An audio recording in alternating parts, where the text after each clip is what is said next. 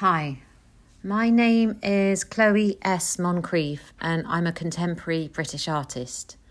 I was born in London but then moved to a farm. My parents were picture restorers. They trained under Albert Ruhrmann from the National Gallery.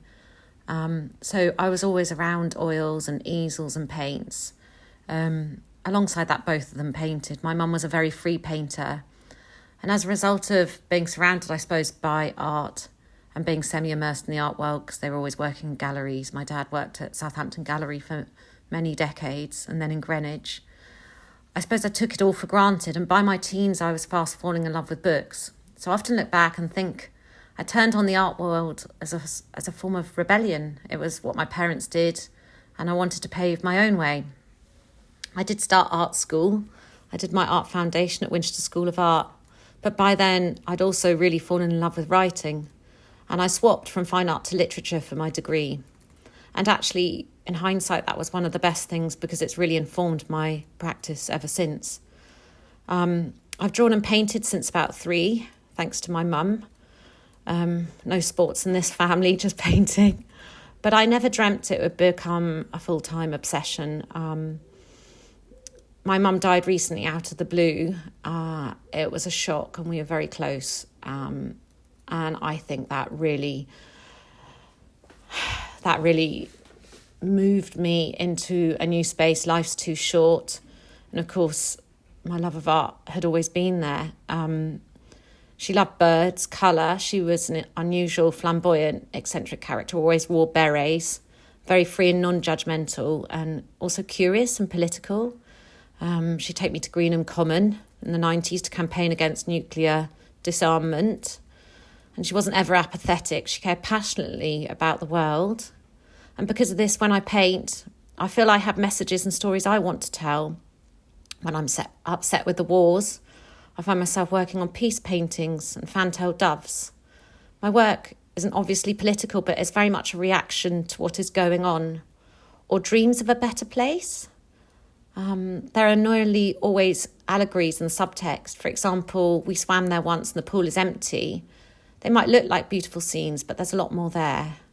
I'm always trying to paint the undercurrent of the world. There's always an energy to the world that we can't quite capture as humans, but we're part of it. That interconnectivity, that emerges in my work a lot. I'm upset with how our politicians and corporations aren't doing anything to save the planet.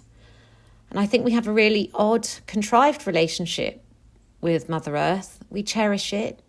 We put it on a pedestal, but at the same time we're destroying it. All of us, me included, we consume. So nature, my mum, femaleness in the land, the birds and the horses from where I grew up, they all talk in my paintings, they all come alive.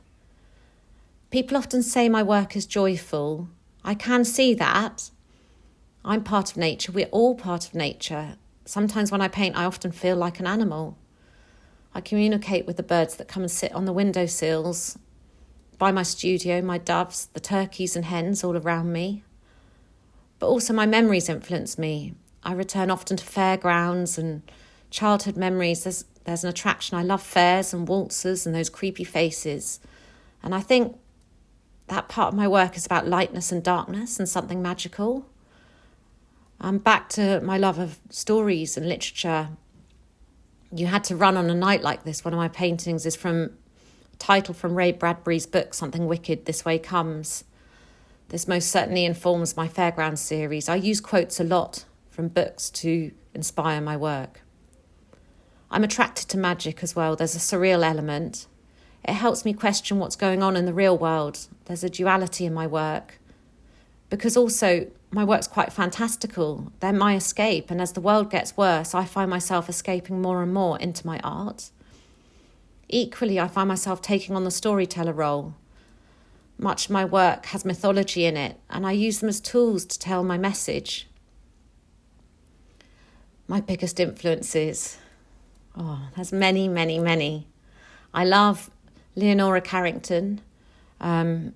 She was identified and compared with the Surrealist movement, and within that movement there was a strong exploration of the woman's body combined with the mysterious forces of nature. She had also an interest in animals, myth and symbolism, and I suppose that really resonates with me.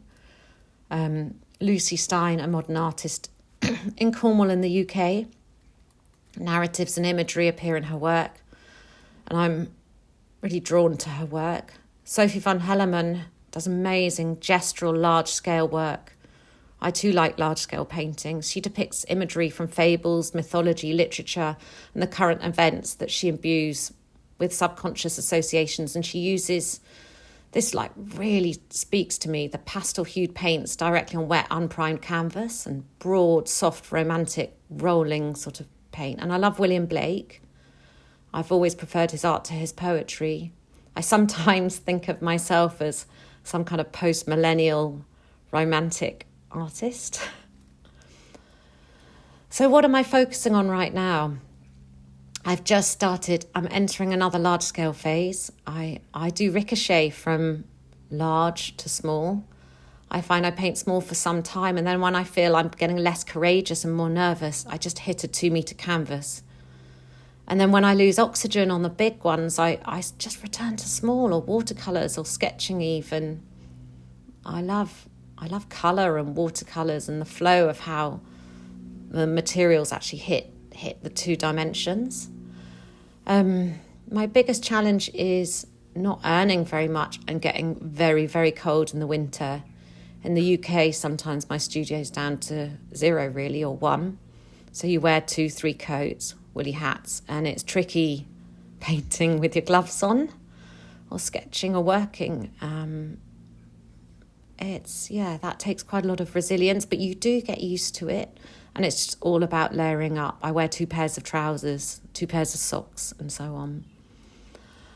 The other biggest challenge I would say is commercial versus painting what you really love. And I really want to be true to myself. But when you're not earning much, that can be quite tough. And you can start to get distracted and think, well, what would people like? But that's the worst avenue to go down. As far as I'm concerned, you really have to stay true to yourself. So that's another challenge, I think, for all artists, actually. In terms of unconventional mediums and techniques, I'm currently trying slow drying medium and flow improvers that goes really nicely with acrylic. I paint a lot with acrylic first, and then I use oils afterwards.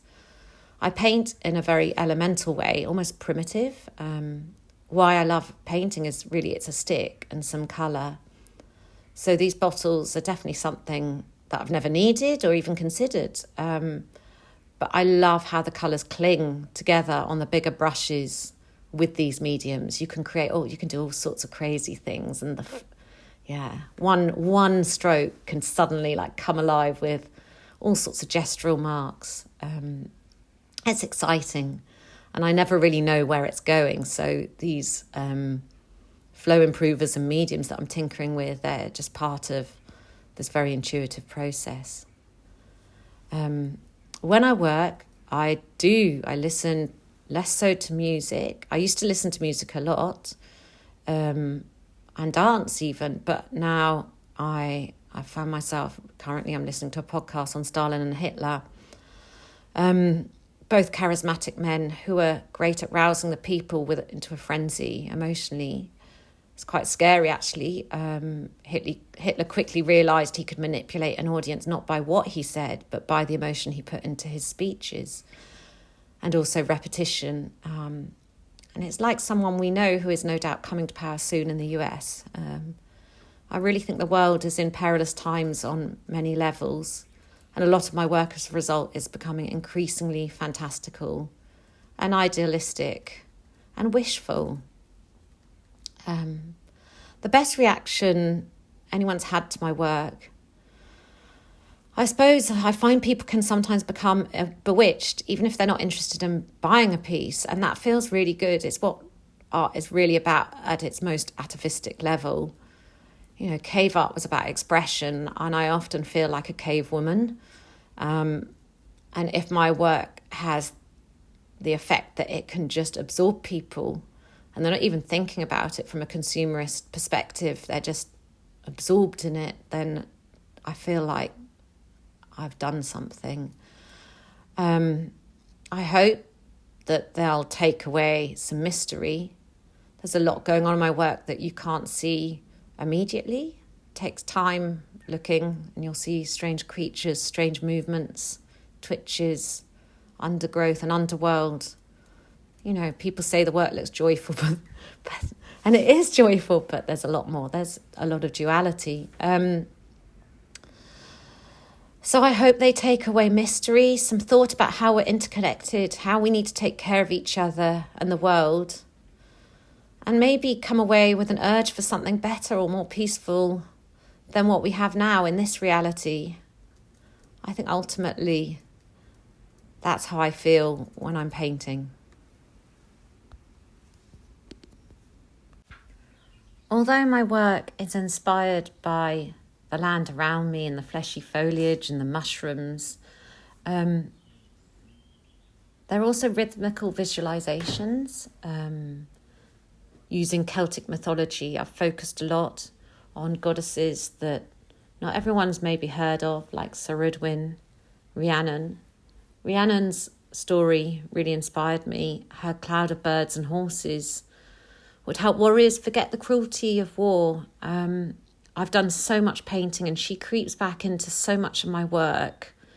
I even painted a piece where we were together, like almost meeting. She captured my imagination because she was a peacemaker, and she's goddess of rebirth in Celtic traditions. And the forces of her and her powers, they come into my work. They're sort of omnipresent across my paintings. The wind, the moons, the horses, the trees, the movement, they're all recurring tropes. The trees often end up anthropomorphic in my work as well. So again, not always noticeable at first, but if you look, some of the trees are actually people, and some of the people are trees. And likewise, sometimes the birds are leaves, and sometimes the leaves are birds, and sometimes the spirits and ghosts. I'm looking at a recent painting with lots of ghosts creeping up through the mountains. I always believe when I'm doing these things, because I don't paint them consciously, they come out subconsciously, but I think they are depicting our relationship, the liminal space between us, the subconscious, and the world we live in. I'm very inspired by Carl Jung, and I listen to a lot of podcasts, this Jungian life, and again use his quotes to inform my work. And I think you'll see that that's a theme that is carried out through from my Rhiannon Goddess of Rebirth series to my latest Castle Woodwoman series. So my work is also, there's uncertainty in my compositions, but also a real visceral life force.